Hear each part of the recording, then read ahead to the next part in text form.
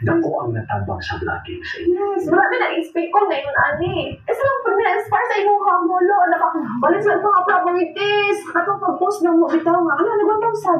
Okay, hindi ko yun. So, nag-started me ang search sa mga tutorial. Oh, dito na tayo nag-start ko. Nagkamot mo. Sabi, o dili mo nilalim ang vlogging. Bait ka ayo. Pero, wala nga isip ng surrender. Padayon ta. Ikaw ba ka, pag-start ng old vlogging, nga ito isa na isang kusara sa kuha nga. Wala na dyan yung makaon. Kaya nag-vlog-vlog ka. Pastoral, ako na lang yung uy, ganang, I be friends. Kaya advertise na ako. FB Reels. Anak.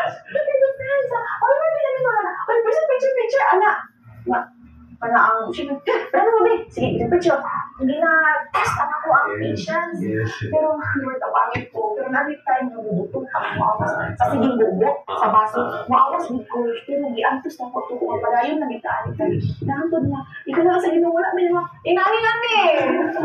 Wala ka daw. May tagdol. Lagi. Wala din Sama sa akong gisulti. Masarap ko sa na-inspire din ninyo. Masarap ko sa na-inspire sa inyo kinabuhi. Sama sa inyo ni mo Ma'am nga nili-malik kami, nili-malik kita, ang Ginoo ang mas makita. That's exactly ang inyong video content. It's the grace of God din ang makita niyo din. Muna na, medyo na-emotional ko bakit. Hindi na ko ma-imagine. Okay, wala ko sa inyong posisyon.